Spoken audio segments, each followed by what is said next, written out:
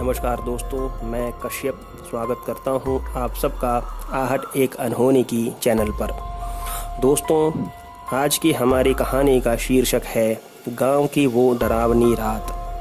दोस्तों, कहानी में आगे बढ़ने से पहले अगर आपने मेरी चैनल को सब्सक्राइब नहीं किया तो अभी कर लीजिए ताकि आपको मेरे वीडियोस के नोटिफिकेशंस मिलते रहें। मैं आप लोगों के लिए सोमवार से शनिवार तक रोज़ ही वीडियोस पोस्ट करता हूं।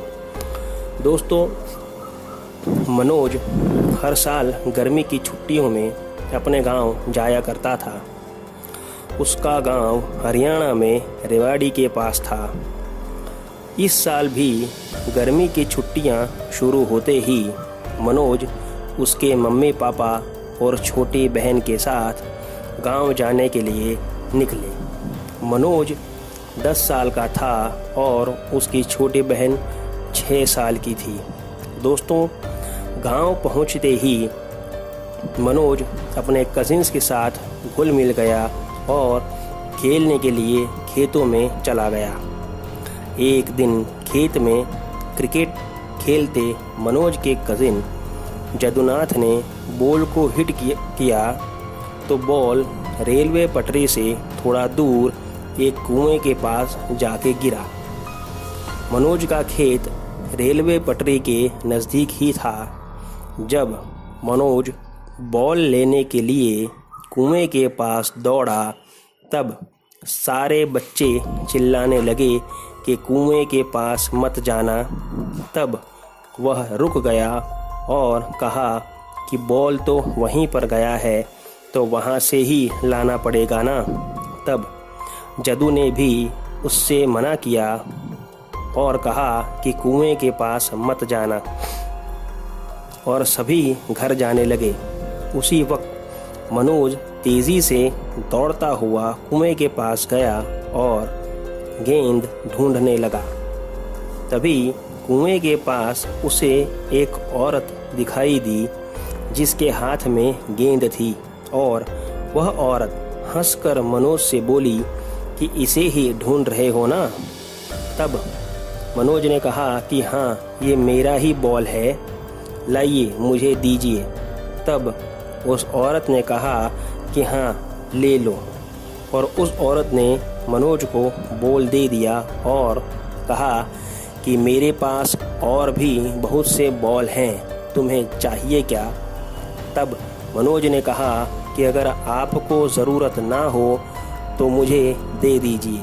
तब उसने कहा कि हाँ, दे दूंगी, लेकिन उसके लिए तुम्हें रात को यहाँ आना पड़ेगा। तब मनोज ने कहा कि मैं रात को यहाँ नहीं आ सकता, ये जगह घर से बहुत दूर है। तब उस औरत ने कहा कि तो ठीक है, फिर मुझे अपने घर बुला लो, कहो कि मैं आपको मेरे घर बुलाता हूँ, मेरे घर आओ।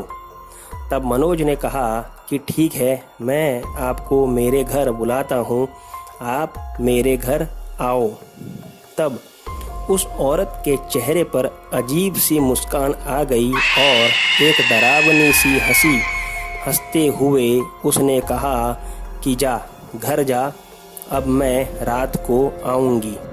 मनोज उसकी हंसी और अजीब हरकतों से थोड़ा डर गया, लेकिन कुछ कहे बगैर वह वहाँ से चला आया।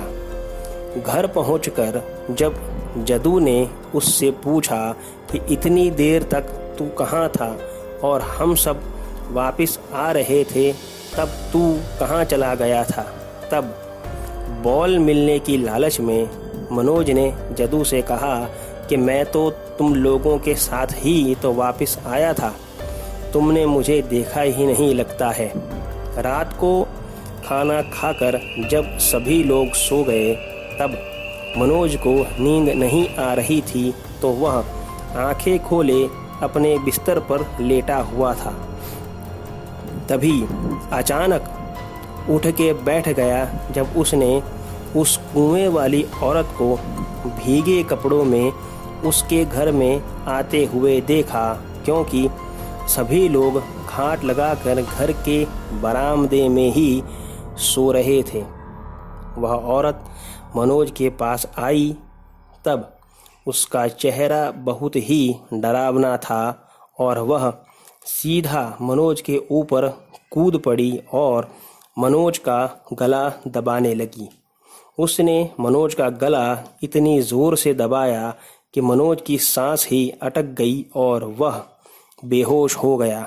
तब वह औरत मनोज को घसीट कर ले जाने लगी। तभी अचानक से मनोज के दादा पहलवान लक्ष्मी सिंह की आंख खुल गई और वे उस औरत को देखकर चिल्लाए कि कौन है रे। तब वह पिशाचनी मनोज को छोड़कर मनोज के दादाजी पर कूद पड़ी उनका गला दबाने के लिए। लेकिन जब मनोज के दादाजी ज़ोर से चिल्लाए तब सभी की आंख खुल गई और सबके देखते ही वह पिशाचनी मनोज के दादा को मार डालने लगी और वह भी कुछ नहीं कर पा रहे थे। सारा घर रोने और चिल्लाने लगा कि दादाजी को छुड़ाओ, पिताजी को छुड़ाओ, लेकिन कोई कुछ नहीं कर पा रहा था क्योंकि उस पिशाचिनी ने मनोज के दादाजी का गला अपने हाथों से इतना ज़ोर से जकड़ा था कि अब उनकी भी सांसें रुकने लगी थी। तभी मनोज की दादी पूजा घर में दौड़ी दौड़ी गईं और रुद्राक्ष की माला जो मनोज के दादाजी रोज़ जपते थे उस पिशाचिनी के गले में डाल दी। माला गले में पड़ते ही पिशाचिनी की जैसे मौत की आवाज़ निकली हो इतनी ज़ोर से चिल्लाई और उसी वक्त वह वहाँ से हवा हो गई। दोस्तों, मनोज को भी थोड़ी देर बाद होश आ गया था और उसके दादाजी भी ठीक हो गए थे कुछ देर बाद।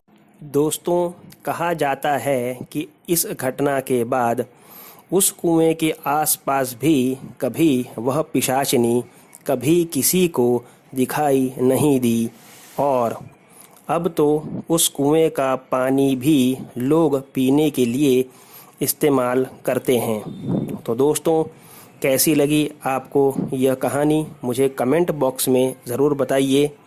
मिलते हैं अगले वीडियो में, तब तक stay safe, stay home. Thank you.